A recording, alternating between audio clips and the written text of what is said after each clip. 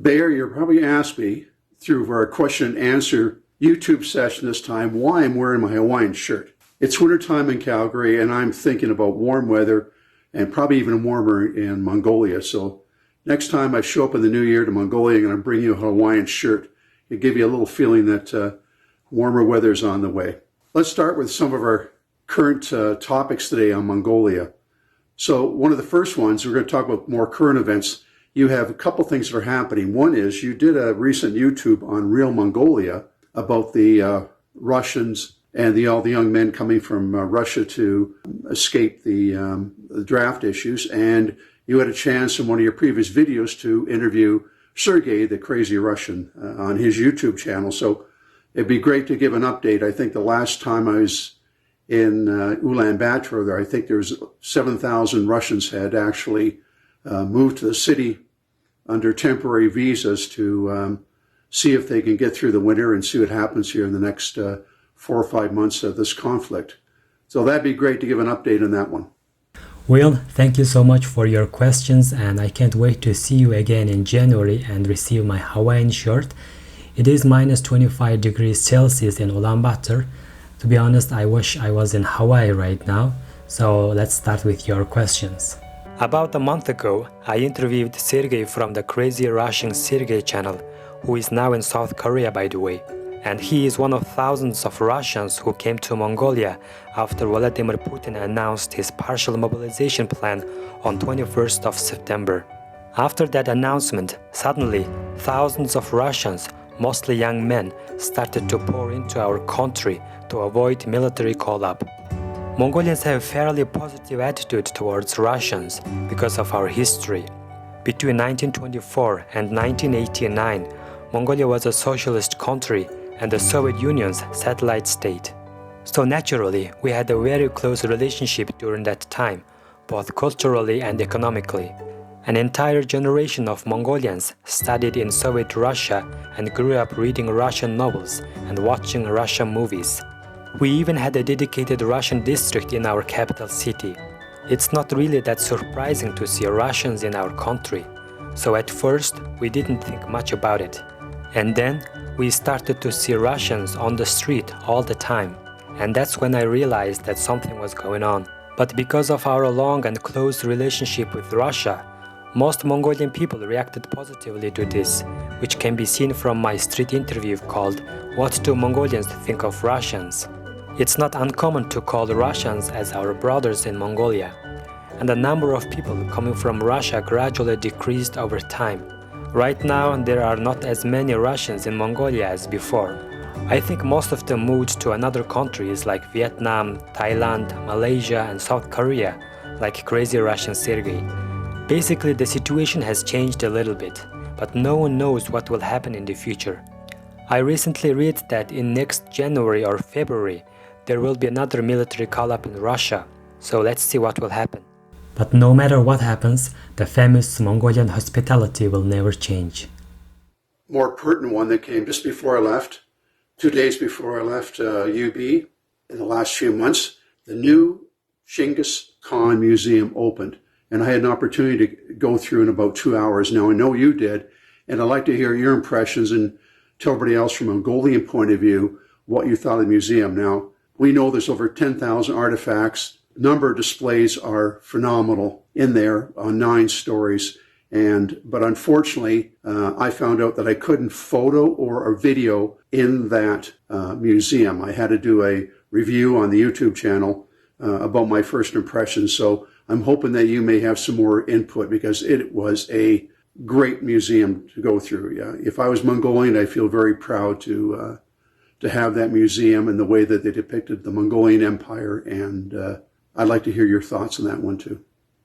That's a great question, Will. And yes, of course, I visited that beautiful museum. I think everybody who loves and respects Mongolia should. It's hard for me to put into words how I felt after visiting that museum. Overwhelmed, proud, touched, and a feeling of responsibility. To be honest, I don't like the idea of naming everything after Chinggis Khan, like street, airport, building, vodka, cigarette. It's just disrespectful. Not everything is worthy of our great Khan's name. But this time, this museum deserves to be named after Chinggis Khan, the founder of our nation, the man who built one of the largest empires in human history. So it's fitting that the museum named after such a great man should be majestic and grand. And this museum ticks all the boxes. By visiting this museum, you will get to know the entire history of Mongol nation in 3 hours. And the ticket prices are reasonable too. Adults and foreigners alike can visit it for 30,000 tukruk, while children under the age of 16 can visit it for free. I also got this amazing golden gerege along with my ticket. I encourage everyone who loves Mongolia to visit this museum. But remember, no taking photos and recording videos inside. All right, let's go to some other ones, sports. Now, most people wouldn't know that Mongolia is a very sports-oriented country. Now, with 3.2 million people, you're wondering what the focus is now. In the last couple of years, they built a new ice arena called the Steppe Arena, just on the outskirts of Ulaanbaatar. And I've not had a chance to go through, but if you can give an update, Bayer, that would be great on what's going on with the ice arena. I know it seats close to 4,000 people. There was a lot of input from the Canadian Embassy. And in fact, I know that one of the Canadian Embassy staff, Steve Berdure, who's in the trade division with the Canadian government, had a lot to do with championing that project. And I also know that there was Canadian architects involved in the construction of that arena. And arenas also has other platforms for basketball, volleyball, wrestling, and maybe you want to touch on that aspect. But that would be great because I know that hockey could face a major resurgence in Mongolia with this new Steppe Arena. Ulaanbaatar is the coldest capital in the world, but we didn't have indoor ice rink where we could practice winter sports all year round until now. So you can say that Steppe Arena has opened a new chapter in the history of Mongolian winter sports. Now, Mongolian kids can practice ice hockey, speed skating and figure skating without worrying about the ice melting. I remember attending the opening ceremony of this facility exactly 1 year ago.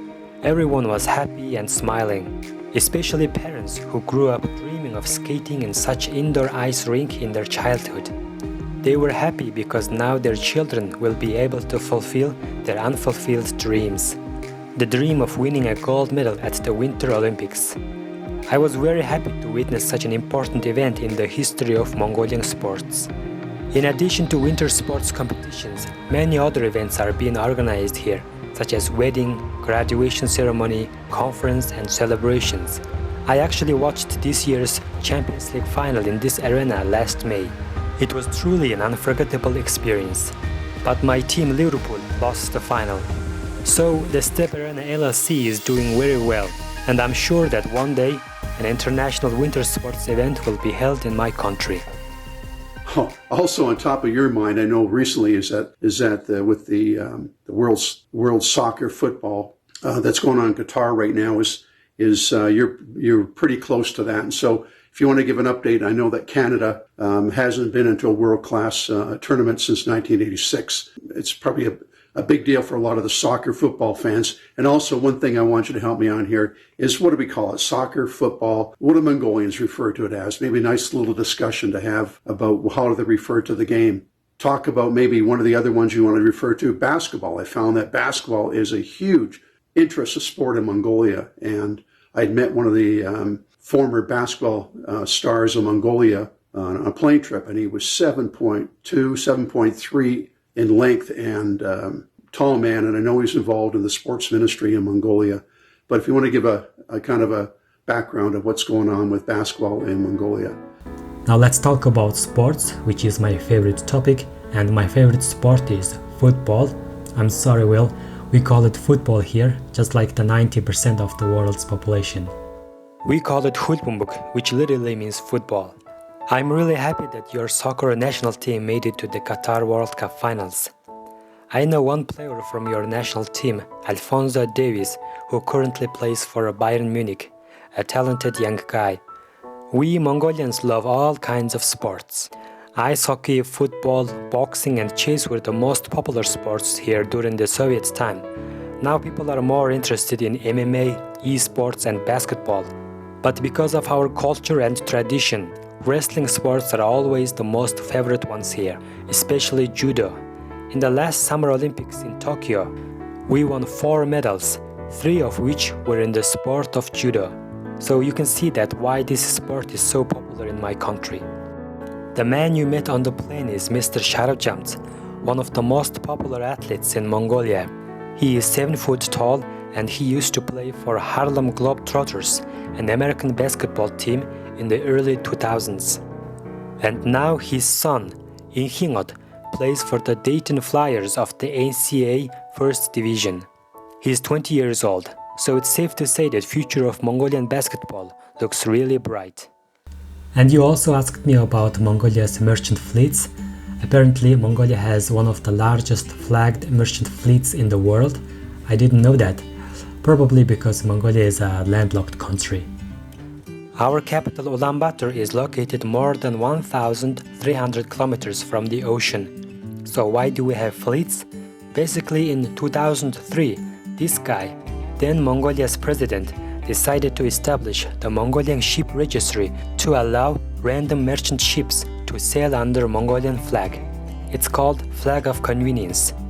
Registering a ship in a sovereign state other than that of the owner allows one to avoid many international rules, regulations and taxes. So there is something sketchy going on, definitely. And that ex-president of Mongolia who started all this was actually convicted of corruption later. So I'm just gonna leave it here. Now, the Mongolian fleet comprises 168 vessels. With that great naval power, maybe now we can invade Japan properly. I'm just kidding. And that's about it. Thank you so much for your questions, Will. I'll see you again in January soon. Subscribe and like. Real Mongolia.